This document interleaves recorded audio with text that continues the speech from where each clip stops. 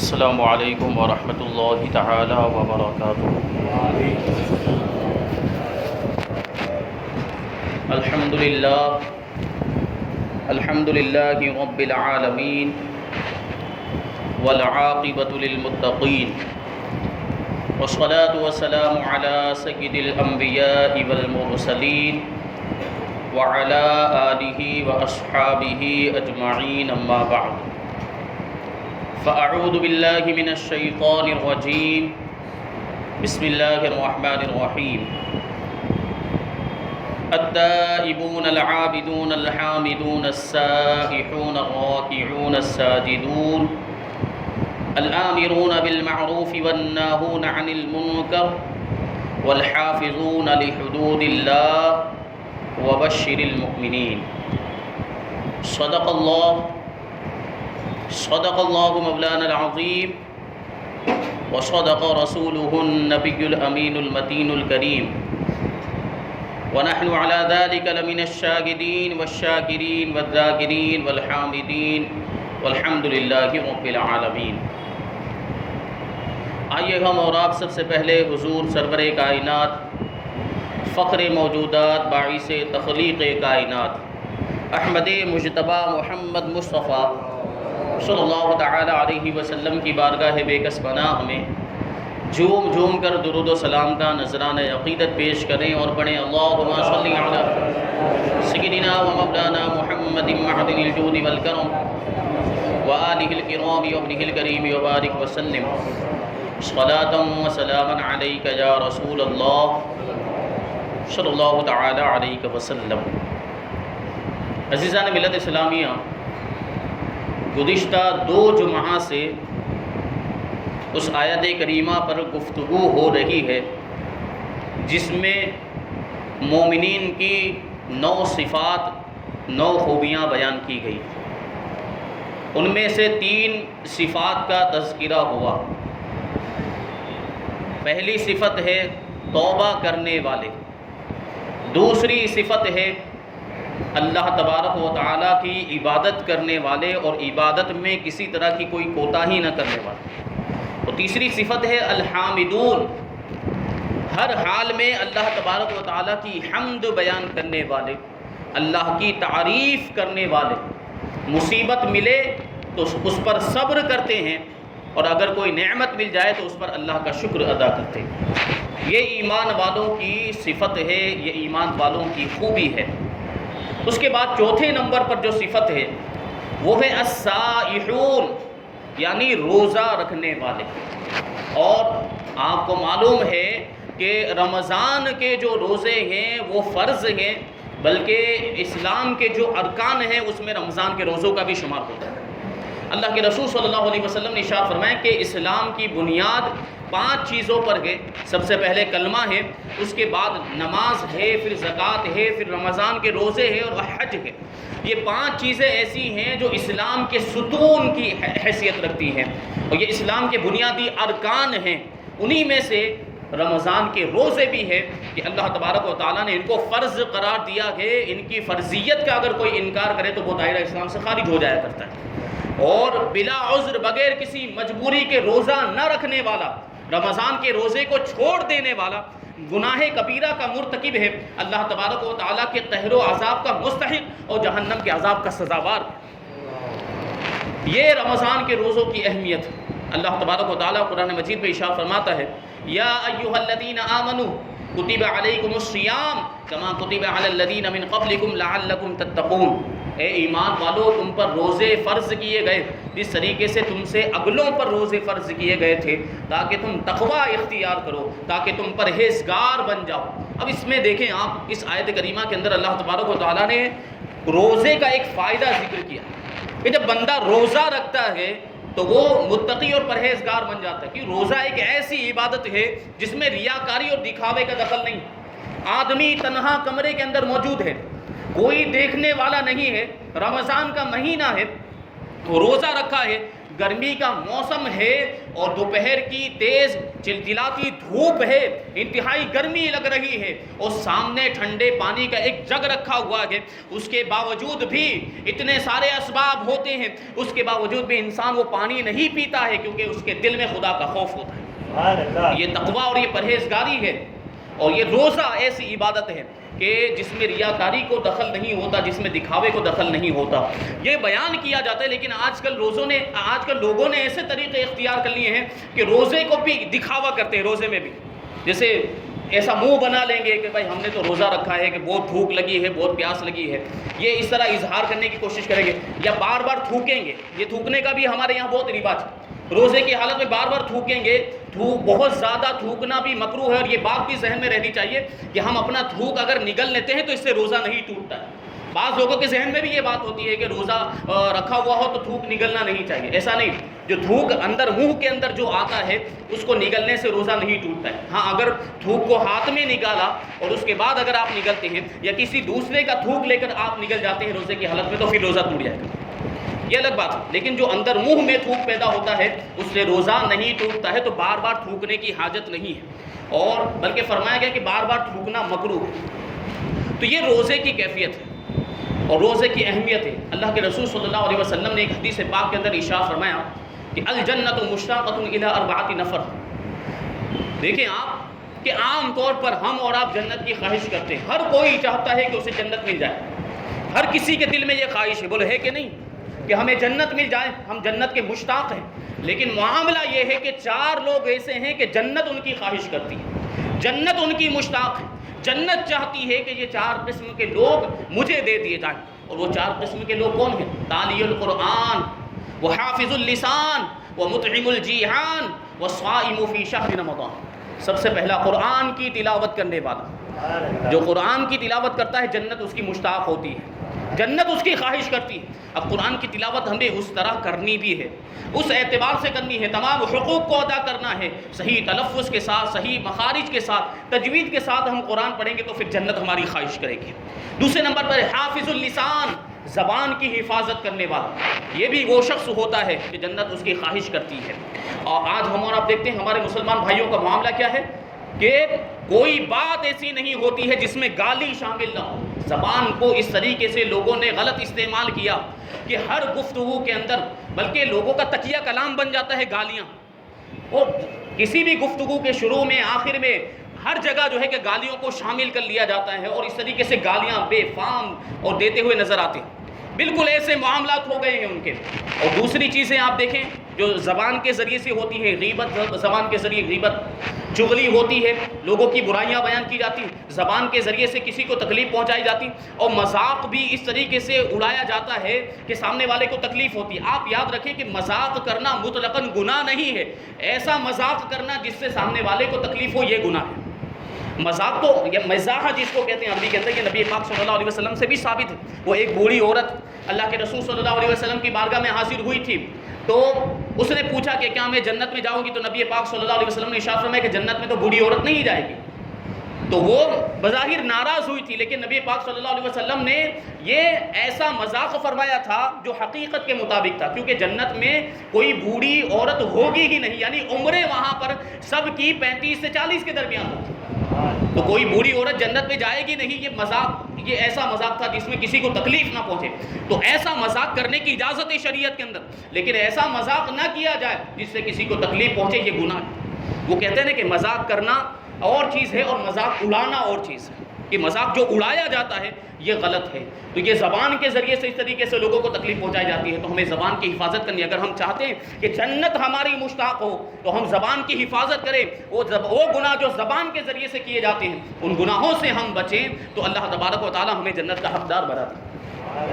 آگے ہے وَمُطْعِمُ الْجِيعَانِ، بھوکوں کو کھانا کھلانے والا۔ تیسرے نمبر پر جو شخص ہے بھوکوں کو کھانا کھلانے والا، یہ جو چیز ہے بھوکوں کو کھانا کھلانا، یہ اللہ تبارک و تعالیٰ کو بہت ہی زیادہ پسند ہے، کیونکہ یہ اللہ تبارک و تعالیٰ کی سنت ہے۔ کیونکہ پوری کائنات کو کون کھلاتا ہے؟ اللہ تبارک و تعالیٰ کھلاتا ہے، پوری کائنات کو روزی دیتا ہے، چاہے کوئی کافر ہو، چاہے مومن ہو، چاہے کسی بھی مذہب سے تعلق رکھنے والا ہو، چاہے انسان ہو یا دوسرے جاندار ہو، سب کو روزی پہنچانے والا میرا پروردگار ہے۔ یہ تو کھانا کھلانا یہ پروردگار کی سنت ہے، اسی وجہ سے اسے یہ طریقہ بہت پسند۔ تو جو بھوکوں کو کھانا کھلاتا ہے اللہ تبارک و تعالیٰ اسے جنت کا مستحق بنا دیتا ہے، اور وہ جنت اس کی خواہش کرتی ہے۔ اور چوتھے نمبر پہ ہے والصائم فی شہر رمضان، رمضان کے مہینے میں روزہ رکھنے والا بھی ایسا شخص ہے کہ جنت اس کی خواہش کرتی ہے۔ یہ چار لوگ ایسے ہیں کہ جنت ان کی مشتاق ہوتی ہے۔ عام طور پر ہم چاہتے کہ ہمیں جنت مل جائے، لیکن یہ چار لوگ ایسے ہوتے ہیں کہ ان کی خواہش کرتی ہے جنت۔ اگر ہم چاہتے ہیں کہ جنت ہماری مشتاق ہو، ہماری خواہش کرے اور ہم جنت کے مستحق ہو جائیں، تو یہ چاروں صفتیں ہمیں اپنے اندر پیدا کرنی چاہیے۔ ہمیں تلاوت قرآن بھی کرنی چاہیے، ہمیں زبان کی حفاظت بھی کرنی چاہیے، بھوکوں کو کھانا بھی کھلانا چاہیے، ضرورت مندوں کی مدد بھی کرنی چاہیے، اور رمضان کے مہینے کے روزے بھی رکھنے چاہیے۔ تو اللہ تبارک و تعالیٰ ان ساری چیزوں کے بدلے میں ہمیں جنت عطا فرمائے۔ یہ ہے چوتھی صفت الصائحون، تو رمضان کے روزے رکھنے والے جو ایمان والے ہوتے ہیں، جو اللہ کے نیک بندے ہوتے ہیں، کبھی روزے رکھنے میں کوتاہی نہیں کرتے۔ جبکہ ہمارا اور آپ کا معاملہ کیا ہے؟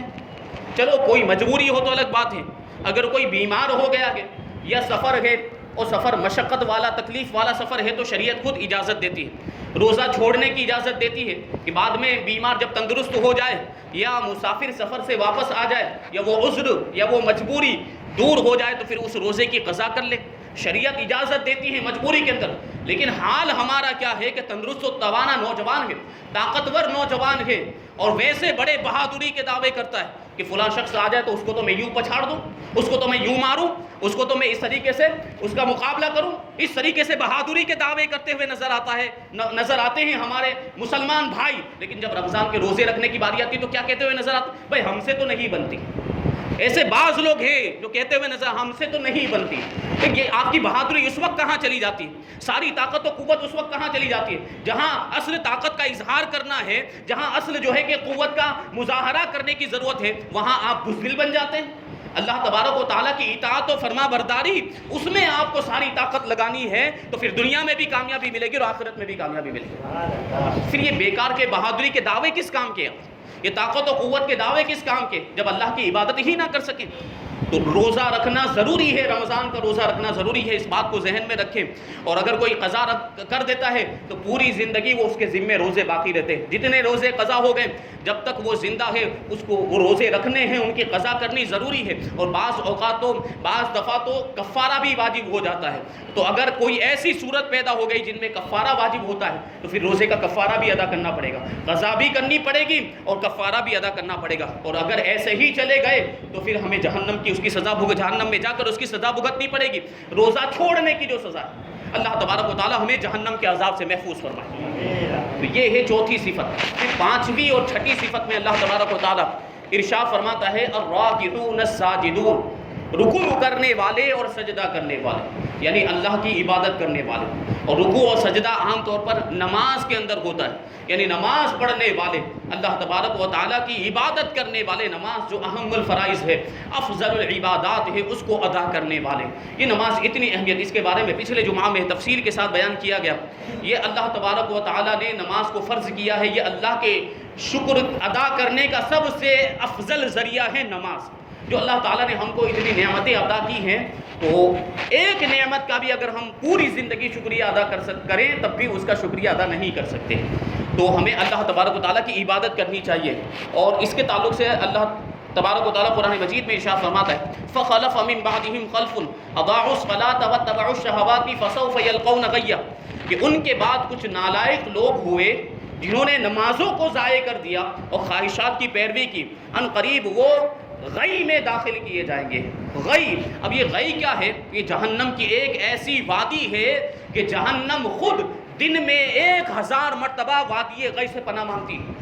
اب آپ سوچیں کہ یہ وادی غی کیسی خطرناک وادی ہوگی اور اس کا عذاب کیسا ہوگا کہ جہنم خود اس سے روزانہ 1000 مرتبہ پناہ مانگتی۔ حضرت عبداللہ ابن عباس رضی اللہ تعالیٰ عنہ فرماتے ہیں کہ یہ وادی، اس وادی میں وہ لوگ داخل ہوں گے جو با جماعت نماز نہیں پڑھتے، جو جماعت کے ساتھ نماز نہیں پڑھتے، ان کو وادی غی میں داخل کیا جائے گا۔ تو اب آپ سوچیں کہ جو بالکل نماز چھوڑ دیتے ہیں، جو بالکل نماز نہیں پڑھتے، جو نمازیں قضا کر دیا کرتے ہیں، ان کا عذاب کیسا ہوگا اور ان کی سزا کیسی ہوگی۔ ہم اپنے بزرگوں کی زندگی کا جائزہ لیں، اولیاء کرام کی زندگیوں کا جائزہ لیں کہ وہ فرائض کی تو پابندی ایسی کرتے تھے کہ کسی فرض نماز کو چھوڑنے کا تصور ہی ان کے دماغ میں نہیں آتا تھا، بلکہ نوافل کا معاملہ یہ تھا بزرگان دین کا کہ ہزاروں ہزار کی تعداد میں روزانہ وہ نفل نمازیں پڑھا کرتے تھے، پوری رات اپنے رب کی عبادت میں گزار دیا کرتے تھے۔ تو چلو یہ نہیں ہو سکتا کہ ہم پوری رات عبادت کریں، پر کم سے کم جو فرض نمازیں ہیں، 5 وقت کی نمازیں، ان کی تو ہم پابندی کریں، فرض نمازیں تو ہم ادا کریں۔ تو یہ مومنین کی بنیادی صفات کے اندر ہے، رکوع کرنے والے اور سجدے کرنے والے۔ اس کے بعد اللہ تبارک و تعالی اس کے بعد والی صفت کے اندر 5ویں اور 6ٹھی صفت ہو گئی، 7ویں اور 8ویں صفت الامرون بالمعروف والناہون عن المنکر، بھلائی کا حکم دینے والے اور برائی سے روکنے والے۔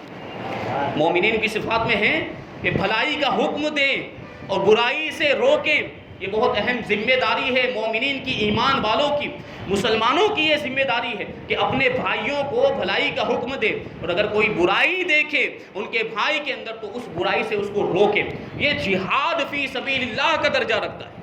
امر بالمعروف اور نہی عن المنکر، بھلائی کا حکم دینا اور برائی سے روکنا اللہ کی راہ میں جہاد کرنے کے برابر ثواب رکھتا ہے۔ اللہ تبارک و تعالیٰ نے قرآن مجید کے اندر اس امت کے خیر الامم ہونے کا تذکرہ کرتے ہوئے، یہ بہترین امت ہے، یہ بات بیان کرتے ہوئے اللہ تبارک و تعالیٰ نے قرآن مجید میں ارشاد فرمایا کہ کنتم خیر امۃ اخرجت للناس تأمرون بالمعروف وتنہون عن المنکر، کہ تم بہترین امت ہو جو لوگوں کے لیے ظاہر کیے گئے کہ تم بھلائی کا حکم دیتے ہو اور برائی سے روکتے ہو۔ اللہ تبارک و تعالیٰ نے امت محمدیہ کو ساری امتوں میں سب سے بہترین امت بنایا اور ہمیں ساری امتوں کا سردار بنایا گیا، لیکن اس کی بنیادی وجہ کیا ہے؟ ہمارا فرض منصبی کیا ہے کہ ہم بھلائی کا حکم دیں اور برائی سے روکیں۔ یہ ہمارا بنیادی فریضہ، ہمیں پوری کائنات کا سردار بنایا گیا، ہم اپنی حیثیت کو سمجھے، ہم اپنے مقام و مرتبے کو سمجھے، پوری کائنات کا سردار ہونے کی حیثیت سے ہماری ذمہ داری کیا ہے، ہمارا فریضہ کیا ہے؟ ہماری ذمہ داری تو یہ تھی کہ ہم لوگوں کو بھلائی کے راستے پر لاتے، ہم پوری دنیا کو برائیوں سے روکتے، ہم پوری دنیا کے انسانوں کو اسلام سے قریب کرتے، ہم پوری دنیا کے لوگوں کو شرک و بدعت سے بچاتے، ہم پوری دنیا کے لوگوں کو گناہوں سے بچاتے، ہم پوری دنیا کے لوگوں کو کفر سے بچاتے، اسلام کی دعوت دیتے، اسلام کے قریب کرتے۔ یہ ہماری ذمہ داری تھی، جبکہ حال ہمارا کیا ہو گیا کہ آج ہم خود گناہوں میں مبتلا نظر آتے ہیں، آج ہم خود برائیاں کرتے ہوئے نظر آتے ہیں، آج ہم خود نافرمانیوں کے کام کرتے ہوئے نظر آتے ہیں۔ آج کون سا ایسا گناہ نہیں ہے جو ہمارے بھائی کرتے ہوئے نظر نہیں آتے؟ آج مسلمانوں کے اندر زناکاری عام ہو گئی، آج جھوٹ عام ہو گیا، آج غیبت عام ہو گئی، چغلی عام، شراب نوشی عام ہو گئی، جوا بازی عام ہو گئی، طرح کے گناہ ہمارے معاشرے کے اندر عام ہوئے۔ ہماری تو ذمہ داری یہ تھی کہ ہم پوری کائنات کی اصلاح کرتے، ہماری ذمہ داری یہ تھی کہ ہم پوری کائنات کو بھلائی کا حکم دیتے، ہماری ذمہ داری یہ تھی کہ ہم پوری کائنات کو نیکیوں کا حکم دیتے، برائیوں سے بچاتے۔ اور معاملہ یہ ہے کہ ہم خود گناہوں میں مبتلا ہو گئے، ہم خود برائیوں میں مبتلا ہو گئے، تو لوگوں کو بھلائی کی طرف کیسے بلائیں گے؟ لوگوں کو برائیوں سے کیسے روکیں گے؟ بڑے افسوس کی بات جو ہماری خوبی قرآن مجید کے اندر بیان کی، کنتم خیر امۃ اخرجت للناس، یہ ہماری خوبی، ہمارا کمال بیان کیا گیا ایمان والوں کا، کہ ایمان والوں کا فریضہ یہ ہے، ایمان کا تقاضا یہ ہے کہ جب وہ کوئی برائی کا کام ہوتے ہوئے دیکھتے ہیں تو اس سے روکتے ہیں، اور کوئی جو دوسرے لوگ ہوتے ہیں ان کو بھلائی کا حکم دیتے ہیں۔ یہ ایمان کی صفت ہے۔ اللہ کے رسول صلی اللہ علیہ وسلم نے ایک مقام پہ حدیث پاک میں ارشاد فرمایا کہ من رأى منکم منکرا فلیغیرہ بیدہ فإن لم یستطع فبلسانہ فإن لم یستطع فبقلبہ وذلک اضعف الایمان وما بعد ذلک حبۃ من خردل من الایمان، کہ تم میں سے کوئی برا کام ہوتے ہوئے دیکھے، کوئی خلاف شرع، کوئی ناجائز کام، گناہ کا کام ہوتے ہوئے دیکھے، تو اسے چاہیے کہ اپنے ہاتھ سے اس کو روک دے۔ اگر ہاتھ سے روکنے کی طاقت ہے تو وہ ہاتھ سے اس برے کام کو روکے۔ جیسے باپ ہے، وہ بیٹے کو برا کام کرتے ہوئے دیکھے تو وہ ہاتھ سے روک سکتا ہے، اسے مارے پیٹے، یہ اجازت دی ہے شریعت نے۔ شوہر ہے، بیوی کو غلط کام کرتے ہوئے دیکھے تو اسے روکے۔ اسی طریقے سے بادشاہ اسلام کے اپنی رعایا میں سے کسی کو برا کام کرتے ہوئے دیکھے تو وہ اسے ہاتھ کے ذریعے سے روکے، یعنی جس کے اندر استطاعت ہے ہاتھ سے روکنے کی تو وہ ہاتھ سے روکے۔ فَإِن لَمْ يَسْتَطِعْ فَبِلِسَانِهِ، اور اگر ہاتھ سے روکنے کی طاقت نہیں ہے تو زبان سے روکے، زبان سے اسے کہے کہ یہ برا کام ہے، یہ غلط کام تم کر رہے ہو، اس سے باز آ جاؤ، یہ کام مت کرو۔ زبان سے روکنے کی جو ہے کہ طاقت ہو تو زبان سے روکے۔ علماء کرام یہ فریضہ انجام دیتے ہیں کہ زبان سے روکتے ہیں، کیونکہ ہاتھ سے روکنے کی طاقت نہیں، اور زمانہ بھی ایسا ہے کہ اگر اس زمانے میں ہاتھ سے کسی کو روکنے جائیں تو ہاتھا پائی ہو جائے، مار پیٹ تک کی نوبت آ جائے، معاملات ایسے ہو گئے ہیں، تو زبان سے روکا جاتا ہے۔ اور اگر اس کی بھی استطاعت نہیں ہے تو دل سے برا جانے، وَذَلِكَ أَضْعَفُ الْإِيمَانِ، اور دل سے برا جاننے کو اللہ کے رسول ارشاد فرمائے کہ یہ سب سے کمزور ایمان ہے، اور اس کے بعد ایمان کا رائے کے دانے کے برابر بھی حصہ نہیں۔ کیا مطلب ہوا کہ 3 درجے ہیں امر بالمعروف اور نہی عن المنکر کے۔ اگر ہاتھ سے روک سکتا ہو گناہ کے کام کو تو ہاتھ سے روکے، اور اگر اس کی استطاعت نہ ہو تو زبان سے روکے، اور اگر اس کی بھی طاقت نہ ہو تو کم سے کم دل میں برا جانے، اور اگر دل سے بھی برا نہیں جان رہا ہے تو پھر وہ اپنے ایمان کی خیر منائے، وہ اپنے ایمان کی خیر منائے کہ اگر گناہ کو کوئی شخص اچھا سمجھنے لگ جاتا ہے، ناجائز کام کو کوئی جائز سمجھنے لگ جاتا ہے، حلال کو حرام اور حرام کو حلال سمجھنے لگ جاتا ہے، تو پھر وہ دائرہ اسلام سے خارج ہو جایا کرتا ہے۔ اور یہ قیامت کی نشانیوں میں سے ایک نشانی بھی ہے کہ قیامت کے قریب لوگ گناہوں کے کام کو جائز سمجھنے لگ جائیں گے، حرام کو حلال کرنے لگ جائیں گے، اور حلال کو حرام کرنے لگ جائیں گے۔ یہ معاملات پیش آئیں گے، اور یہ ہم دیکھ بھی رہے ہیں، قیامت بہت قریب آ چکی ہے۔ اب اس کی مثال نبی پاک صلی اللہ علیہ وسلم نے امر بالمعروف اور نہی عن المنکر کی ایک مثال بھی بیان فرمائی، بھلائی کا حکم دینا اور برائیوں سے روکنا، اس کی ایک مثال نبی پاک صلی اللہ علیہ وسلم نے ارشاد فرمائی کہ ایک 2 منزلہ جہاز ہے، وہ پانی کا جو جہاز ہوتا ہے، وہ جو پانی میں چلتا ہے، وہ 2 منزلہ جہاز۔ تو یہ کوئی بعید بات نہیں، آج کے زمانے میں تو 10 منزلے جہاز بھی ہوتے ہیں۔ تو 2 منزلہ جہاز ہے، اس میں نیچے بھی لوگ سوار ہیں اور اوپر والے منزلے میں بھی لوگ سوار ہیں۔ اب جو نیچے کے منزلے میں جو لوگ سوار تھے ان کو اچانک پانی کی ضرورت پیش آئی، تو انہوں نے کیا کیا؟ انہوں نے نیچے والے منزلے کے اندر سوراخ کرنا شروع کر دیا یا تختوں کو اکھاڑنا شروع کر دیا۔ تو اس کا نتیجہ کیا ہوگا؟ نیچے والا منزلہ جو پانی سے ملا ہوا، جو پانی سے متصل ہے، جب وہاں سے کوئی تختہ اکھاڑ دیا جائے یا وہاں پر کوئی سوراخ کر دیا جائے تو وہاں سے پانی داخل ہونا شروع ہو جائے گا، اور پھر کیا ہوگا؟